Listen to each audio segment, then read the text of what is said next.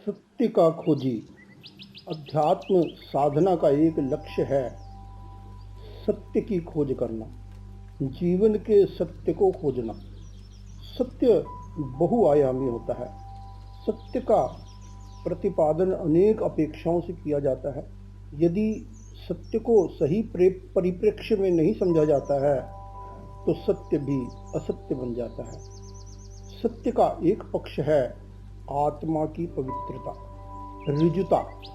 जो ऋजु होता है, जो सरल होता है, जिसके जीवन में पवित्रता होती है, वह जीवन के सत्य को प्राप्त कर लेता है। जहाँ ऋजुता नहीं होती है, कथनी और करनी की समानता नहीं होती है, वहाँ व्यक्ति का सिद्धांत उसके राग द्वेष के आधार पर बदलता रहता है।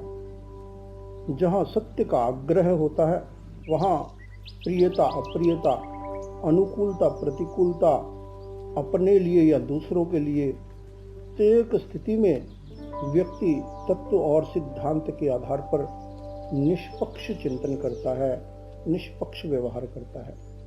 एक दिन कुछ दिगंबर जैन आमनाय के श्रावक आचार्य भिक्षु के पास आए। उन्होंने कहा, महाराज, यदि आप वस्त्र न पहने, यदि आप दिगंबर साधना को स्वीकार कर ले, आपका आचार और अधिक चमक उठेगा। आचार्य श्री भिक्षु ने कहा, आप लोगों की भावना अच्छी है, पर मुझे श्वेतांबर आगमों में विश्वास है। उन्हीं के आधार पर मैंने यह साधना का मार्ग स्वीकार किया है। श्वेतांबर आगमों के अनुसार मुनि कुछ वस्त्र रख सकता है। मुझे आगमों का यह निर्देश संगत लगता है, इसलिए मैं रखता हूँ।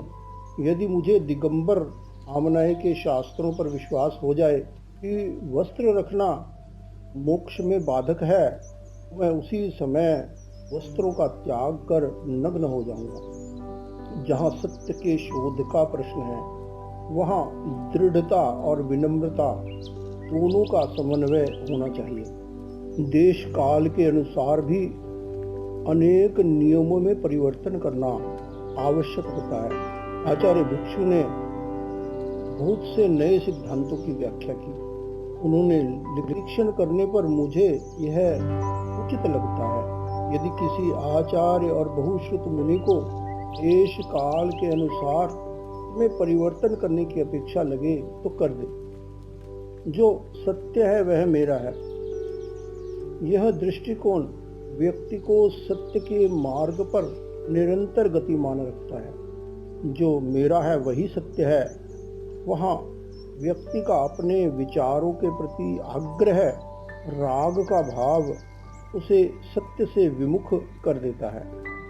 सत्य के अनंत पक्ष होते हैं। प्रत्येक शब्द की अनेक प्रकार से, अनंत प्रकार से व्याख्या हो सकती है।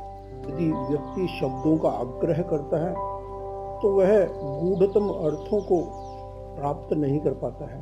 वह परंपरागत शब्दों, परंपराओं, रूढ़ियों में ही उलझ जाता है। जहाँ भावों की अपवित्रता है, वहाँ सत्य भी असत्य बन जाता है। जो साधक सत्य की खोज करना चाहता है, जो साधक सत्य को उपलब्ध करना चाहता है, उसे सत्य को जीना होगा। उसे माया, वक्रता, कपट को छोड़ना होगा, झूठ को छोड़ना होगा। झूठ बोलना और अप्रामाणिक व्यवहार करना, चोरी करना, दोनों ही माया के रूप हैं। इसी प्रकार सत्य की आराधना करना और आचौर्य व्रत की प्रामाणिकता की आराधना करना, ये दोनों पिता के ही भेद हैं। सत्य की आराधना करने वाले के लिए यह आवश्यक है कि वह ऋजु बने, अपने जीवन में पवित्रता का विकास करे। अब उसे जीवन का सत्य उपलब्ध होगा।